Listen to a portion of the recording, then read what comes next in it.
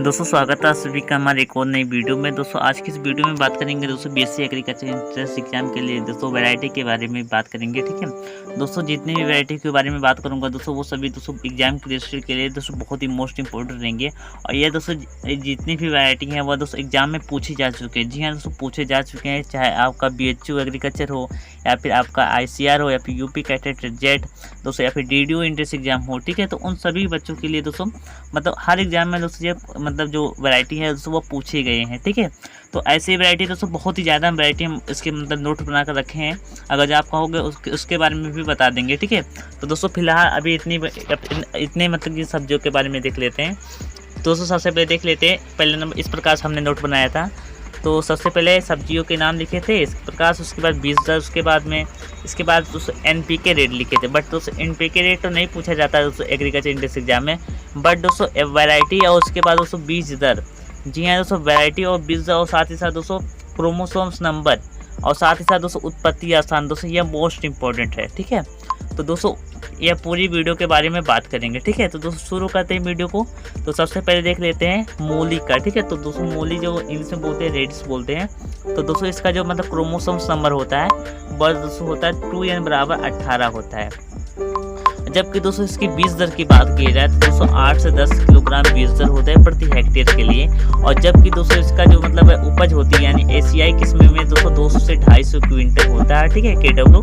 और जबकि दोस्तों मतलब यूरोपियन किस्मों से कितनी प्राप्त होती है 75 से 80 क्विंटल प्रति हेक्टेयर उपज प्राप्त होती है। इस प्रकार से NPK रेट तो नहीं देखेंगे, अब इसकी वैरायटी की बात देख लेते हैं। तो दोस्तों वैरायटी इसमें दिया गया है पूसा रश्मि, पूसा चित्त की। दोस्तों ये मोस्ट इंपॉर्टेंट है दोस्तों, जितने भी बता रहा हूँ। ठीक है, याद कर लीजिएगा आपको लोग। हाँ, इसके बाद जापानी सफेद पंजाब। ठीक है, इस प्रकार से। अब यूरोपियन की में पूछा गया था white icicle, rapid white tip, Pusa Himani. इस प्रकार से उत्पत्ति स्थान इसका क्या है, एशिया एवं यूरोप व चीन।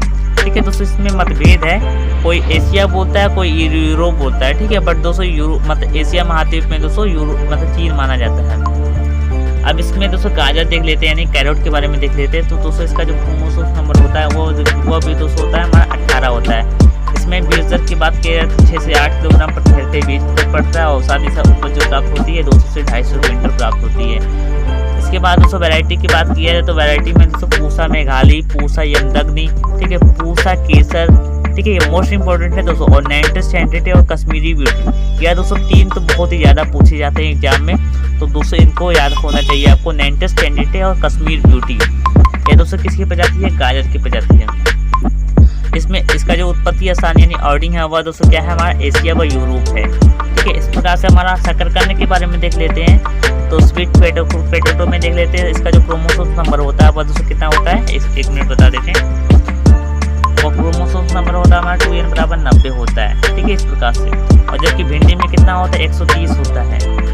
ठीक है, अब इसमें देख लेते हैं इसकी जो मतलब बीज दर क्या लगती है। तो दोस्तों इसमें बीज दर के मतलब के रूप में हम लताई का प्रयोग करते हैं। तो इनमें 40,000 से 45,000 लताएं लगती हैं, जबकि दोस्तों इसमें उपज प्राप्त होती है 250 से 300 क्विंटल। और इसकी तो मतलब जो NPK रेट है 50-50-50 तीनों है। और साथ ही साथ इसकी जो वैरायटी की बात की है तो दोस्तों जो पूसा लाल है, जी हाँ दोस्तों जो पूसा लाल है यह दोस्तों BHU एग्रीकल्चर में पूछा गया है।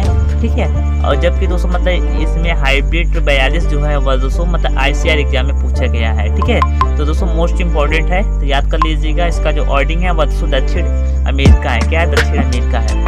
इसके बाद देख लेते हैं हम सलजम। तो दोस्तों सलजम में देख लेते हैं इसका जो क्रोमोसोम नंबर है वह दोस्तों मोस्ट इंपॉर्टेंट है DDO के लिए। दोस्तों हर DDO में दोस्तों क्रोमोसोम नंबर बहुत ही ज़्यादा पूछे जाते हैं। तो इसमें देख लेते हो दोस्तों आप सभी लोग, 2n = 90 होता है, यानी क्रोमोसोम नंबर 20 होते हैं। इसमें बीज दर की बात की तो 3 से 4 किलोग्राम प्रति हेक्टेयर पड़ता है और साथ ही साथ उपज 200 से 250 क्विंटल प्राप्त होती है। इसमें NPK रेट 60-50-50 होता है। अब इसमें वैरायटी की बात की तो मुख्य है। ठीक है, इसमें दोस्तों वैरायटी पूसा कंजन दोस्तों मोस्ट इंपॉर्टेंट है, पूसा कंजन। और उसके बाद दोस्तों पूसा चंद्रिका और पूसा स्वीति, यह दोस्तों मोस्ट इंपॉर्टेंट है। ठीक है, एग्रीकल्चर एंट्रेंस एग्जाम के लिए। ठीक है, अब दोस्तों चाहे जो भी मतलब कोई भी एंट्रेंस एग्जाम हो, ठीक है, इस प्रकार से कोई भी यूनिवर्सिटी की बात की जाए। अब इसके बाद दोस्तों इसमें यूरोपियन किस्में में पूसा स्टोडिमा दोस्तों बहुत ही बार पूछा गया। और दोस्तों गोल्डन जो बार है ये दोस्तों मोस्ट इंपॉर्टेंट है। ठीक है, तो इसको याद कर लीजिए। गोल्डन बार किसकी प्रजाति है, सल्जम की प्रजाति है। और इसका जो ऑर्डिंग है वह दोस्तों एशिया व यूरोप है। ठीक है, इस प्रकार से। अगर दोस्तों इसका PDF चाहते हो तो हम आपको PDF दे देंगे। व्हाट्सएप ग्रुप को ज्वाइन कर लीजिएगा या फिर कमेंट कीजिए।